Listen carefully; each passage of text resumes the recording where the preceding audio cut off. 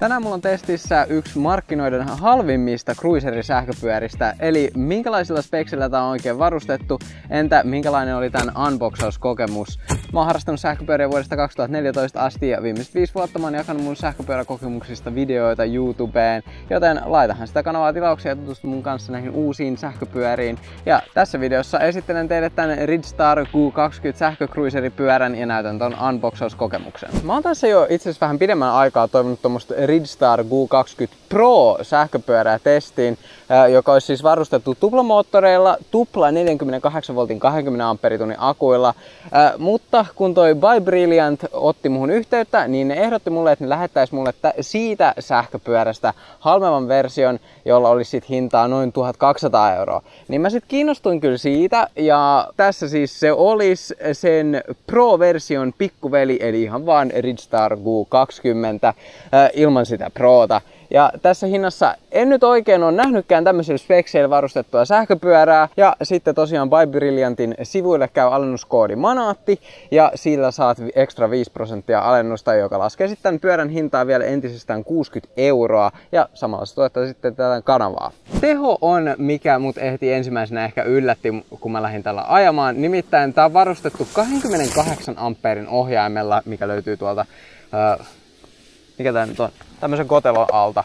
Ja tosiaan se puskee yli 1400 wattia piikkitehoa tonne 1000 wattin moottorille. Ja alkukiihtyvyyttä parantaa niin kuin entisestään nämä 20 tuuman kokoiset renkaat, koska pienempi rengas tavallaan tuottaa enemmän vääntöä kuin esimerkiksi vaikka jos lähdetään vertaamaan vaikka 26 tuumaseen renkaaseen. Eli ilman nopeusrajoitusta tää pyörä kulkee yli 45 kilometriä tunnissa mun alla, mutta pakko sanoa, että oikeasti toi nopeus alkoi tuntua jo vähän pelottavalta. Jos mä ajelisin tällä niin pidempiä matkoja, niin mä rajoittaisin sitä varmaan 32-35 kilometrin tunnissa. Ja itse asiassa yllättävän pitkiä toimintasateita tällä saakin, koska meillähän löytyy tuolta 48 voltin 20 ampperitunnin akku, mikä tuottaa 936 wattituntia akkukapasiteettia. Mä oletan, että nyt suurin osa, joka tämän sähköpyörän ostaa, niin ajelee vaan kaasukahvalla, koska ei toi polkeminen nyt tossa niinku ihan varsinaisesti herkkua oo, eikä musta tunnu oikeastaan, että se on tämän pyörän pointtikaan. Niin toimintasadetta kaasukahvalla sä voit saada noin 70 kilometriä, kun sä ajat 25 kilometriä tunnissa, mutta siihen oikeasti vaikuttaa niinku tyyliin 10 eri asiaa, joten se ei ole mitenkään kiven hakattu luku. Ja mukana tulee toi 3 amperin laturi, joten lataus aivan tyhjästä täyteen vielä semmonen vähän päälle 6,5 tuntia. Ja vähän niin kuin palatakseni vielä vähän tuohon nopeuteen, niin pitäähän tämän niin kuin myös pysähtyä ja sen hoitaa K-Tetin jarru. Ja nämä K-Tetin jarrut on itse asiassa aika mopomaiset, mä sanoisin, koska näissä on ihan dotti 4 pitäisi laittaa tonne sisään. Nämähän on paritettu tämmöisellä todella paksuilla 180 mm levyillä. Nämä on kyllä niinku oikeasti aika jykevän oloiset. Ja sitten tässähän tosiaan auttaa sitä pysähtymistä vielä entisestään, niin tässä on 4 tuumaa leveät renkaat, niin tavallaan sä saat hyvää pitoakin siihen, kun kontaktipinta maahan on suurempi. Ja hiekkateillä löytyy oikein kivasti pitoa. Mä tykkään ajaa aika kovilla rengaspaineilla yleensä, kun mä ajan aika pääsääntöisesti ehkä asfalttiteitä, niin sinne sitten laskisin ehdottomasti paineita, jos mä ajaisin enemmän hiekkateillä. Tässähän on ihan täysi jousitus, eli edestä ja tuolta takaa löytyy jousitusta, mutta toi takalla oleva jousitus, niin se on kyllä sen verran jäykkää, että ei se nyt ihan hirveämmin joustoa tarjoa. Ehkä sen pahimmat niin kun ottaa vastaan, joo. Ja sitten täällä edessä tuplakruunukeula tarjoilee sitten vähän enemmän joustoa. Mutta se tuntuu ehdottomasti enemmän semmoisen niin kuin kaupunkiajoon sopivaksi, että ei niin kuin mihinkään maastoon missään nimessä. Ja tässä ei ole mitään säätömahdollisuuksia, joten miinusta siitä. Okei, ajoasennosta sen verran, eli mä oon 175 senttiä pitkä. Ja kun mä menen tähän päälle, niin mulla on tämmönen aavistuksen ehkä, mä tiedän, ihan aavistus etukumara-asento, että olisi kivempi, että jos se olisi vähän täällä. Ja sehän olisi mahdollista sillä, että mulla olisi lyhyempi stemmi. Eli jos mä siis pitäisin tämän tai ostaisin tämmöisen sähköpyörän itselleni, niin mä ostaisin ehdottomasti paljon lyhyemmän stemmin. Toki jos sä oot pidempi, niin silloin se saattaisi ollakin niin kuin vähän parempi, mutta sitten tulee just tavallaan myös tääkin ongelma, että tavallaan nämä polkimet ei nyt ihan hirveän alas mee. Joten siis mun kruisailuasentohan on pitkälti tän näköinen. Eli molemmat jalat on suurin piirtein tässä kulmassa, eli mä pidän näitä polkimia tavallaan tämmöisessä horisontaalisessa asennossa. Se tuntuu ehkä parhaimmalta, kun jos katsotte, että silloin kun poljin on kaikista ylimmässä asennossa, niin tää on tosi korkea. Niin kuin, että se oikeasti niin kuin nousee tähän, että ei tää ole mikään semmonen niin kuin polkupyörä. Et siinä mielessä. Tää penkki on kyllä itse asiassa yllättävänkin pehmeä ja siinä on ollut ihan mukava istua tossa. Tavallaan se levenee myös tänne taaksepäin, mutta siinä on vähän se, että nyt kun toi stemmi on niin pitkä, niin mä haluaisin istua vähän enemmän edessäpäin, niin se on vähän epämukava. Mut mukanahan tästä tulee itse asiassa aika hyvä varustus, eli täydelliset lokasuojat eteen ja taakse, ja sitten on kans jalka. Tommonen ihmeellinen kori tossa edessä, eli sinne voisi esimerkiksi laittaa siis niin kuin lompakon tai avaimet, että jos sä lähdet kylille pärräämään, niin se on tosi kätevä sinänsä, mutta en mä tiedä, mun silmään se ei niin sovi, mutta en mä tiedä, sitten taas toisaalta ehkä se ajaa sitä käytännöllisyysosiota tossa hyvin. Mä mietin kans sitä, että no jaa. Mä mietin, että olisiko tonne saanut jonkun semmoisen verkon, mutta en mä tiedä, ehkä ei saakaan. Ja sitten löytyy tommonen etu- ja takavalo kans. Etuvalo on suhteellisen kirkas, mutta se niin kun toimii ehkä enemmän huomiovalona, että sitten kun ollaan tuolla talvimaisemissa enemmän, niin sitten se on kyllä vähän semmonen, että kyllä siihen melkein jotain muuta tehokkaampaa valoa ehkä haluaisi. Joillekin se ehkä saattaa riittääkin. Sitten tuolla on vielä tuossa tangossa semmonen puhelinteline. Tosi siistiä, että se tulee mukana tossa. Ja siinä on myös latausportti, eli siinä on semmonen USB-A-tyyppinen latauspää, joten sä voit ladata sillä helposti mitä tahansa puhelinta sitten. Okei, mutta mitä mieltä mä nyt oon tästä? No, mitä näitä speksejä nyt on listannut tähän, niin tohon hintaan ehkä niin kuin tietyssä mielessä hyvää vastinetta rahoille, mutta samaan aikaan siellä on semmosia kompromisseja, mitä mä en ehkä itse haluaisi mun omaan sähköpyörään.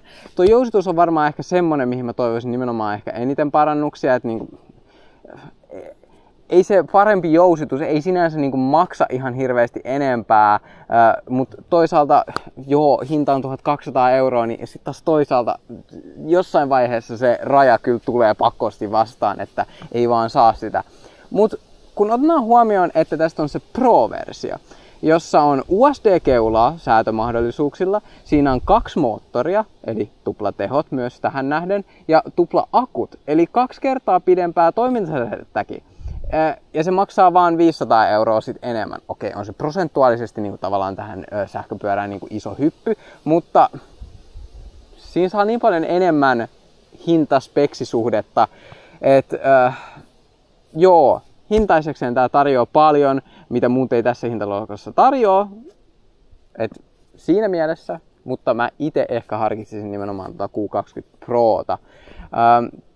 Hyödyntämällä sitä koodia Manaatti, niin sä saat vielä siitä sitten sen extra 5% alennusta.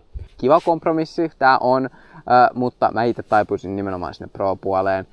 Siinä Prossa on vähän se, hei mitä se on nyt? Tää niinku mun DJI ylikuumeni. Tää ei oo, en mä tiedä, onks mun aikaisemminkin ylikuumentunut. Mut nyt on, aurinko paistaa suoraan tähän, niin en kyllä ihmettelekään. Eli nopeasti vielä siis, eli siis siinä Pro-versiossa, kun on ne tuplamoottorit, niin se tekee siitä L1E-B ajoneuvoluokkaan kuuluvan, niin siinä on sitten ihan oma juttunsa. Mutta joo, ei tää niinku mikään täydellinen vaihtoehto siis oo se Pro myöskään. Mut hei, seuraavaksi mä näytän teille ton unboxauskokemuksen ja kasauskokemuksen myös. Nyt kun on ensimmäistä kertaa Ridstarin pyörä, niin tsiikataan niiden paketointia. Eli 2-kerroksista pahvia, näyttäisi olevan molemmin puolin. Ja kyllä, hyvin se näyttää olevan suojattu ihan tuolla vaahtomuovia akselinkin molemmin puolin. Ja tossa on tarvikelaatikko tuossa päällä. Kyllä, tää nyt kaikin puolin näyttää siltä, että ei pitäisi pyörään tulla mitään naarmuja ainakaan.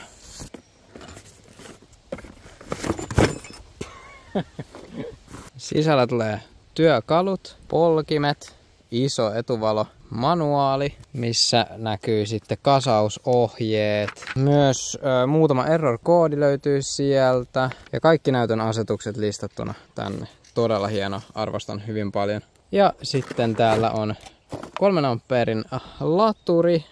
Tuolla näkyy. Ja koonsa puolesta ehkä vähän paksumpi, mutta taas toisaalta sivuttaissuunnasta ei niin ihmeellisen iso. Täällä on tosiaan tuuletin.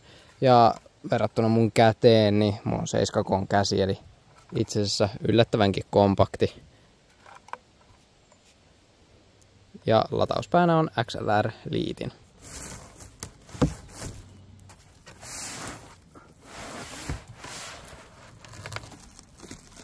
Normaalisti olisi kaikista tehokkainta vaan leikata toi sivu tosta auki, mutta mä tarviin tällä kertaa tuota pahvia, joten... Sitten parhaimpaan osioon, eli nippusiteiden ja suojien poistoon.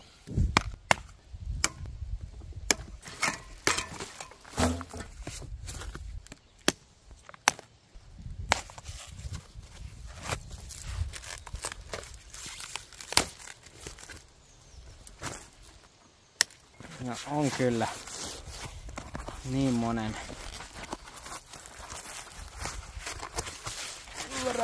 takana, että... Noin. Tää stemmi näyttäisi olevan sen verran löysällä, että tätä voi vaan kääntää suoraan. Eli kohdista se eturenkaan tai jousituksen kanssa linjassa. Sen jälkeen kun se on suorassa, niin kiristä nämä 2 horisontaalista ruuvia. Ja sitten kiristä vielä viimeisenä tää stemmin päällä oleva ruuvi. Jotta me voidaan asentaa ohjaustanko paikoille, niin meidän pitää irrottaa nämä 4 ruuvia.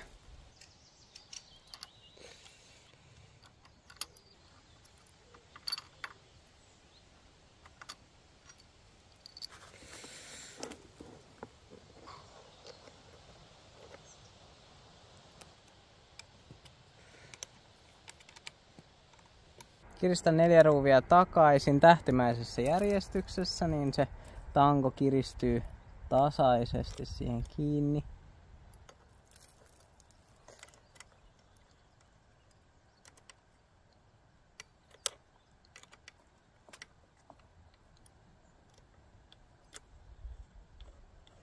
Sitten tässä näytössä on 2 tommosta ruuvia, niin aukastaan ne. Ja sen jälkeen syötetään toi näyttö tosta tangosta läpi. Ei hemmeti hyttyset. Nää niinku tulee oikeesti syömään mut elävältä täältä. Luulisin, että niilläkin olisi joku ateria-ajankohdat, mutta ei kun ne syö koko päivän mua täällä. Musta tuntuu, että näitä spacereita ei tarvita, koska tuo tanko on sen verran leveä. Tai paksu. Eli mä otin spacerit pois tuolta välistä. Ja samaan aikaan hyttyset syö mua. Perikini.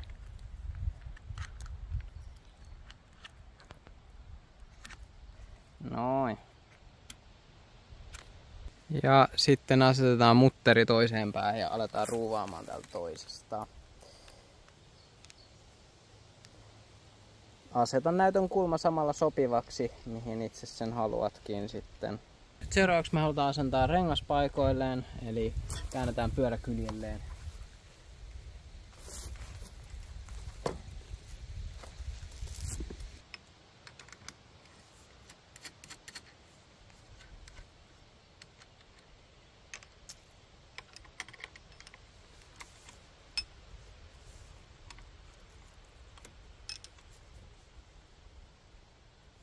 Irroin tässä läpi akseli irrottamalla nuo ruuvit. Perkele, kun hyttysiä riittää niin maan perusteellisen paljon. Ne syö aivan täältä. Ne tulee syömään jalat ja kädet ja pään ja niskan. Ei tää nyt pitäisi mitenkään yllättää, ei tää nyt uusi juttua, että Suomessa on hyttysiä. Mä irrotan täältä renkaan akselista nämä kaikki lisäpalikat, niin rengas menee helpommin tonne sisään. No.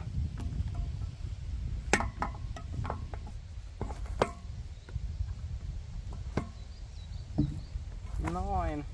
Nyt kun se on siinä, niin käännetään pyörä pystyyn. Tää missä on koukku, niin menee tonne alas.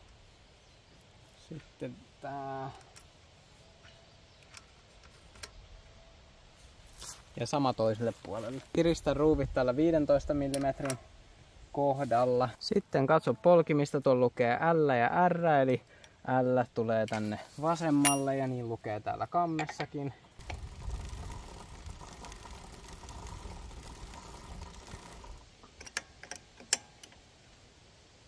Viimeisenä akun asennus paikoilleen. Noin. Ja avaimet on jossain. Olisikohan ne täällä? Oh. Kivasti ovat laittaneet. Sitten avaimet tonne ja varmaan M:stä. Ja näyttö käynnistyy. Pyörä on kasattu. Hyttyset nyt näytti syövän myös multa järjen, kun unohtui etulokasua ja etuvaloasentaa. Eli asentaa ne nyt sitten tähän.